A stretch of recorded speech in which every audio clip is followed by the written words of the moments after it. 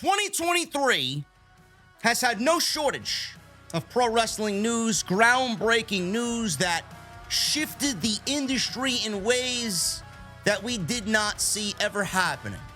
Vince McMahon ousted from creative, now led by Paul Levesque, his son-in-law, something that we did not see happening in our current lifetime.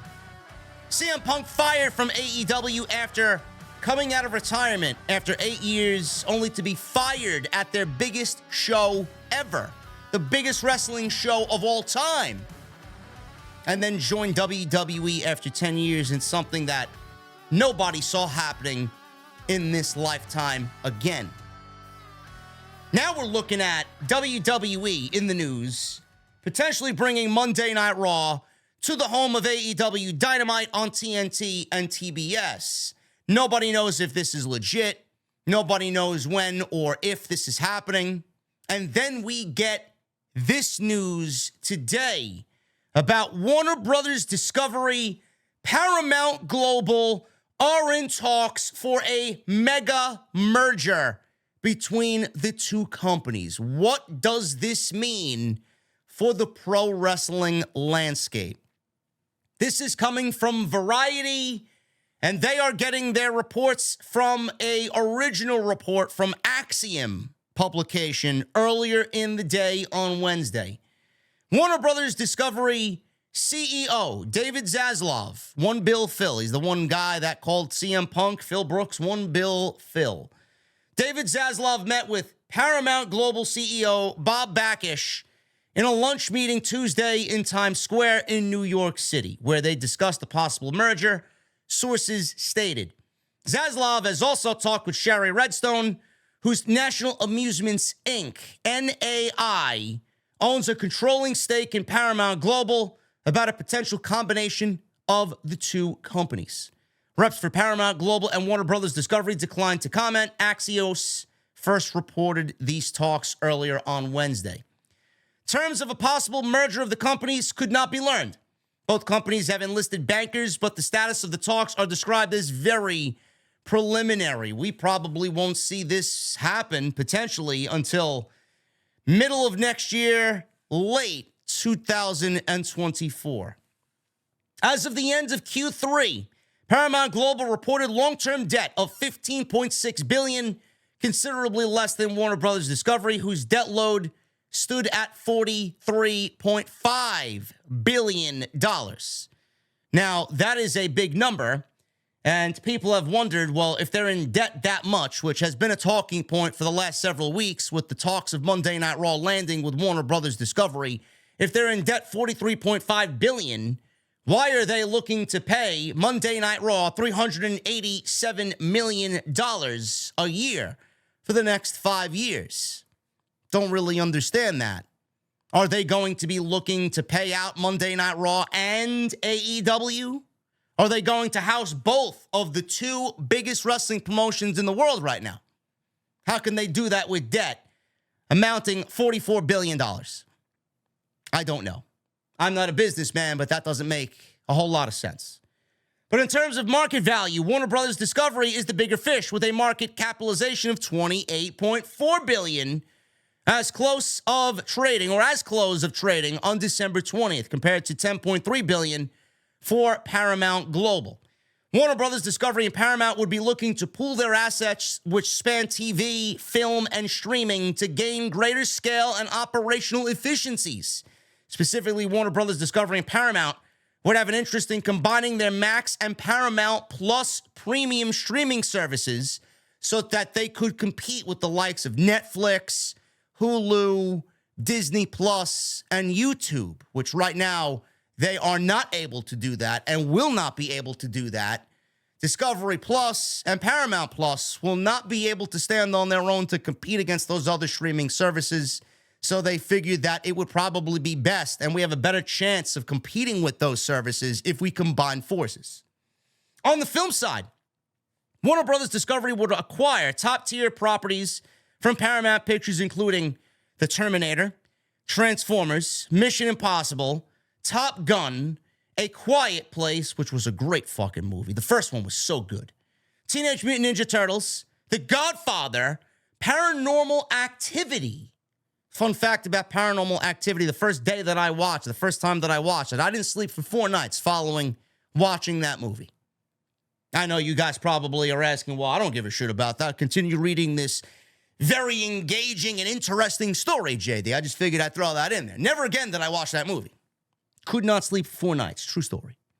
Scream, Star Trek, and then Warner Brothers Pictures stable includes the DC Universe, Harry Potter, and Lord of the Rings. No, I will not do Becky. A merged WBD, Paramount Global, would also be expected to combine their TV operations. Warner Brothers Discovery Cable lineup includes CNN, HBO, TNT, TBS, Discovery Channel, Cartoon Network, Food Network, HGTV, TLC, and others.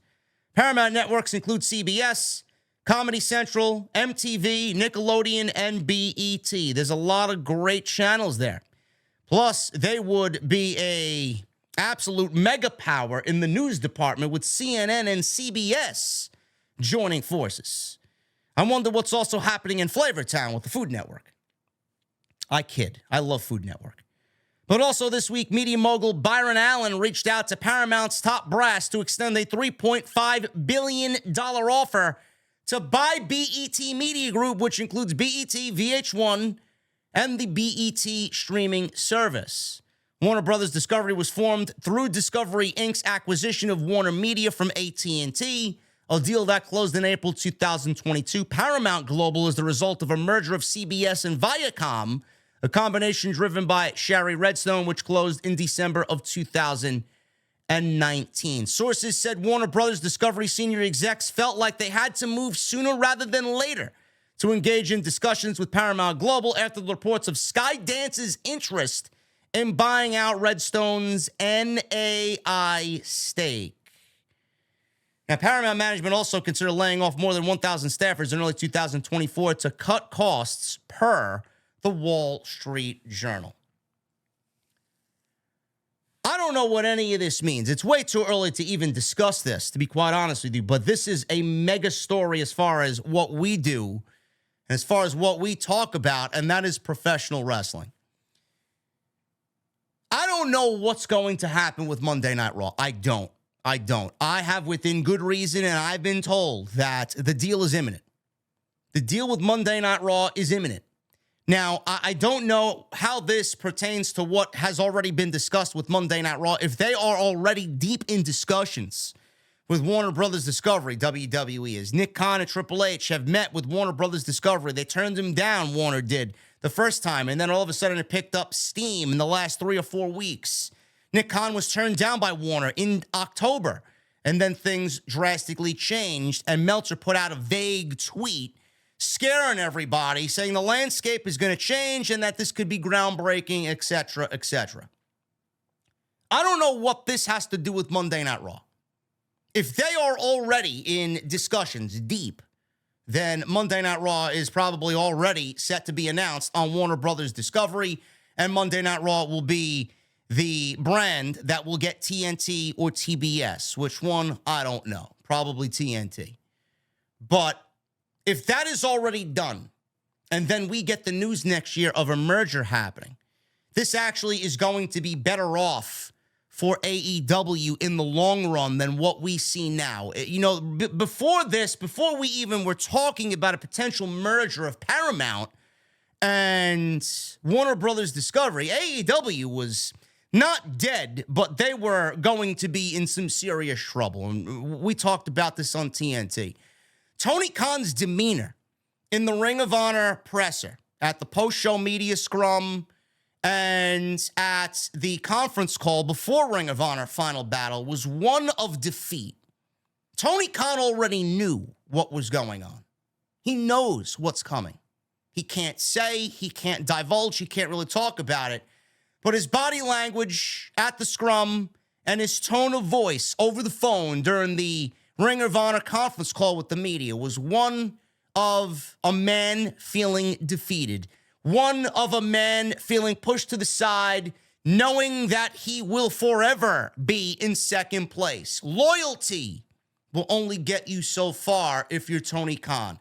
Warner's going to go and do business, and they're going to do what's best for their business. If they don't find AEW to be best for their business anymore, or if they are upset with Tony Khan and the way he's handled things, CM Punk, then they're going to go work with WWE. I do firmly believe, and I have people that told me, and I believe them 1,000%, that CM Punk is not the reason, but a very integral part of why David Zaslav and Warner Brothers Discovery are now heating up talks with WWE for Monday Night Raw, being that Phil Brooks is now the main star of Monday Night Raw. If Tony Khan is praying for something, an answer, this is it. This merger could be the answer and the prayer that Tony Khan needs. Because if he, which I do feel like Tony Khan wants to remain with Warner Brothers Discovery because he's gone on record many times, the relationship is great. We love everybody over at Warner Brothers Discovery. They love what we're doing. They're so happy. They're excited about what's coming up in the future plans and what we got in the pipeline. Everything is just so great, according to Tony Khan. He wants to remain with Warner Brothers Discovery. Now, I say this is a prayer answer for Tony Khan because right now, if this merger is not being discussed, where is AEW potentially going to go? Is he going to stay with Warner Brothers? Does he want to stay with Warner Brothers? And if they do want AEW, how much money are they going to get for TV right? How much of an increase are they going to get? Is it going to be enough for Tony Khan to continue to run the business the way that he's done in the last 5 years? Nobody knows. You know, we were talking about 500, 600, upwards towards $800 million total for a TV rights deal for AEW Dynamite. This was earlier in 2023. They're not getting anywhere near that now. How much of an increase is Tony Khan going to receive if he stays with Warner Brothers? Does Warner Brothers want both AEW and WWE? I have so many questions. Are they giving up on the NBA? Are they going all in on pro wrestling? Does WWE have an exclusivity deal in place where they can't do business if AEW is also on their network? If a merger happens, I don't know if that really factors into anything. But right now, we have to ask, if this merger doesn't go through and we're not doing this merger, does Triple H and Nick Khan put an exclusivity clause in their contract with Warner Brothers for them to be the only wrestling entity on Warner Brothers Discovery, leaving Tony Khan out to dry, out to pasture, to go find somewhere else to go bring his brand? So many questions. Where does the NBA go? Like I said, does Warner Brothers go all in on pro wrestling? Do they fill that NBA void with AEW and WWE? Does the NBA go to NBC? Do we get the NBA on NBC once again? I don't know. But like I said, this is a prayer that Tony Khan has asked for, and this may be his saving grace.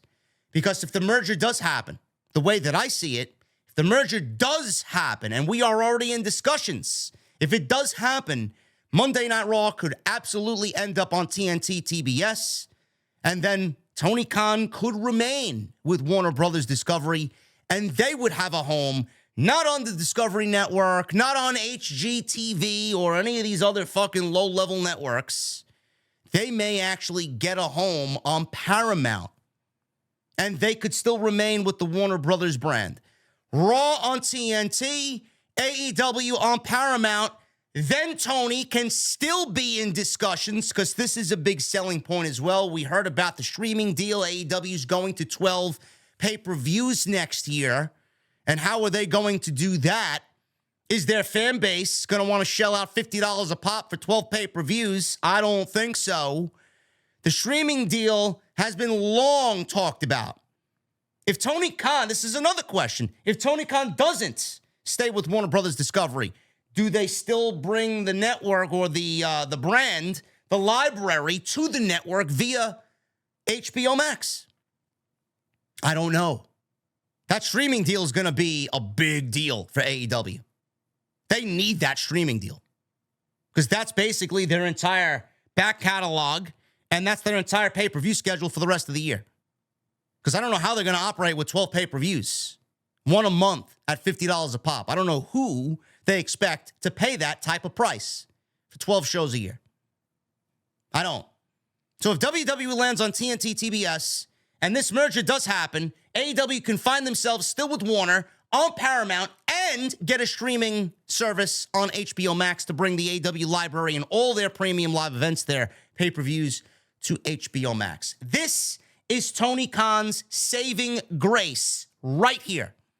This is the prayer that he asked for. This is the wish that he wished upon a star for. This. All this doom and gloom about AEW. They're dead. They're never going to land on their feet again. Tony Khan is going to be finished. Ha, ha, ha, ha. Everybody wants AEW to fucking die. I don't get it. This is the best thing that could possibly happen for AEW and Tony Khan. We will see what happens. It's way too early to get into discussions about this. It's way too early to speculate on this. Listen, I'm a show, I'm a podcast about creative and what we see on TV. When it gets into this business shit, I'll be blunt and honest with you. I don't meddle in this shit. I always try to keep a pro wrestling focused mindset. When you're talking about numbers and mergers and fucking networks and all this other shit, stocks, not my forte, man. But the first thing that I thought about was, all right, well, if this merger's happening, I don't really see this being a big deal right now for Monday Night Raw, because Monday Night Raw more than likely is going to end up over on Warner. People were telling me that it's imminent. It could happen over the weekend, this coming weekend. It could be announced on Christmas. It could be on New Year's. We're going to get it within the next couple of weeks. That's what I've been told. So if they announce themselves over there and then we start talking about a merger, Tony Khan may actually have this work out in his favor if he wants to stay with Warner. Again, too early. But I always try to think about, how does this relate to pro wrestling? What does this mean for AEW? Boom. It's the first thing I thought of. So let me know what you guys think about this down below. This is a major development right here in the world of pro wrestling. Something that could absolutely change the foundations of what we see in 2024, man. When you think it can't get any crazier, pro wrestling always has another ace up its sleeve. Let me know what you guys think down below. Leave me a comment. How you feeling about this? If you enjoyed today's video, leave a thumbs up. If you want to subscribe, I would really appreciate it. Hit that subscribe button down below. Turn on the bell for notifications. And please make sure you guys go check out all of the other content on the channel. There is plenty of it. I will be back with more news, man. We don't have any shortage of news this weekend. We're going to talk Mercedes and the amount of money that she wants from WWE. Thanks to Charlotte Flair, WWE may have shot themselves in the foot with signing Charlotte Flair to what is being rumored as the biggest contract in women's wrestling history. Also, we'll talk about a very distasteful Ilya Dragunov NXT storyline and major free agents set to land with new promotions this week in the world of pro wrestling. We'll talk about all that on the next Off the Script Extra. Until then, guys, hit that thumbs up, and I'll be right back here with more news on OTS. I'll see you guys later.